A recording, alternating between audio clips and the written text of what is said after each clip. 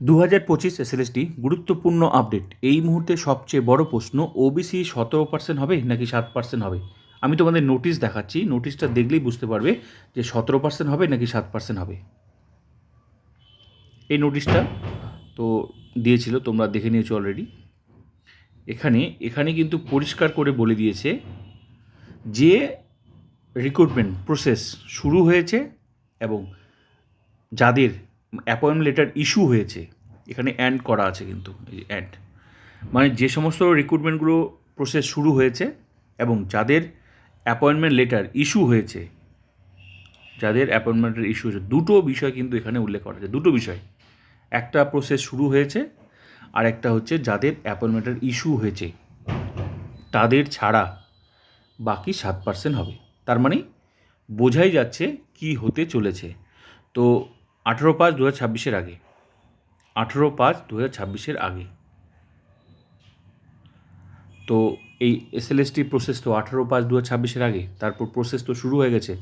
তো যাদের এখানে তো এই নোটিশটা তো আর শুধু এসএসসির ক্ষেত্রে না, অন্যান্য ডিপার্টমেন্টের ক্ষেত্রেও তো একটাই কথা বলা হয়েছে, যাদের অ্যাপয়েন্টমেন্টের ইস্যু হয়েছে এবং যে সমস্ত প্রসেসগুলো শুরু হয়েছে তাদেরই 17% হবে। বাকি ওবিসি সরকারি যা রুলস 7%, ওই 66 সম্প্রদায় ভ্যালিড, ব্যাস ওটা হবে। তার মানে নতুন রিক্রুটমেন্ট তো 7% হবে 100%, কিন্তু যে সমস্ত প্রসেসগুলো শুরু হয়েছে, তারপর অ্যাপয়েন্টমেন্টের অলরেডি ইস্যু হয়েছে, সেগুলোতেই একমাত্র মানে ওগুলো ছাড়া বাকি 7%, তার মানে ওগুলোতেই 17%। তার মানে তোমরা বুঝতেই পারছো যে এসএলএসটির প্রসেসটা, এটা তো 26 সাল, 18/5/26 আগে, 18/5/26 আগে যেগুলো শুরু হয়েছে সেগুলো কিন্তু এই 17%। আমি যেটুকু বুঝতে পেরেছি, তো যদিও তোমরা আজকে নোটিশ পেয়ে যাবে, আরও ক্লিয়ার হয়ে যাবে। নোটিশ যে কোনো মুহূর্তে এসএসসির ওয়েবসাইটে তোমরা পেয়ে যাবে। সঙ্গে কাউন্সেলিংয়ের নোটিশ তো আজকে দিয়ে দেবে, নোটিশ না, কাউন্সেলিং ইন্টিমেশন লেটার স্কুল আজকে তোমরা পেয়ে যাবে।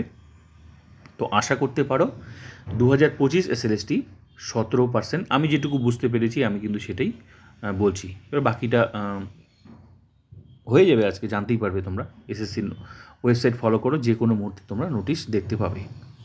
তো এখানে দুটো বিষয় এখানেই কিন্তু লুকিয়ে আছে গল্পটা, যে 17% নাকি 7%। অনেকেই শুধু এই বিষয়টাই ভাবছে যে অ্যাপয়েন্টমেন্টের ইস্যু হয়েছে। তো আরেকটা কথাও তো বলা আছে, রিক্রুটমেন্ট প্রসেস যেগুলো শুরু হয়েছে, তো সেটাও তো রিক্রুটমেন্ট প্রসেস তো শুরু হয়েছে। 11-12 তো পুরো প্রসেসটা কমপ্লিটের পথে, অ্যাপয়েন্টমেন্টের পেয়ে গেলেই ব্যাচ জয়েনিং শুরু হবে। আর যেমন এখানে যেমন এসএসসির ক্ষেত্রে এই যে নোটিশটা, এই নোটিশটা তো শুধু এসএসসির ক্ষেত্রে না, অন্যান্য ডিপার্টমেন্টেরও নিয়োগ আছে। তো একমাত্র এসএসসিতেই একবার রেকমেন্ডেশন লেটার দেওয়া হয়, তারপর একবার অ্যাপয়েন্টমেন্ট লেটার দেওয়া হয়। অন্যান্য ডিপার্টমেন্টে কীরকম দেওয়া হয়, একবার সুপারিশপত্র, আরেকবার মানে অ্যাপয়েন্টমেন্ট লেটার, এরকম তো দুটা করে দেওয়া হয় না। ফাইনাল লিস্টে নাম উঠছে, ব্যাস চাকরি হবে।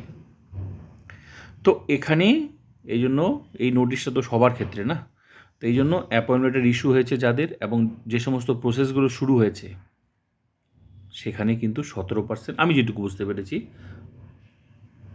ক্লিয়ার হয়ে যাবে, চিন্তার কোনো কারণ নেই। আর বুঝতেই পারবে আজকে যে কী হতে চলেছে। তো ওয়েবসাইট ফলো করো। তো যা আমি বুঝেছি আমি সেটাই বললাম, যে 17% হচ্ছে।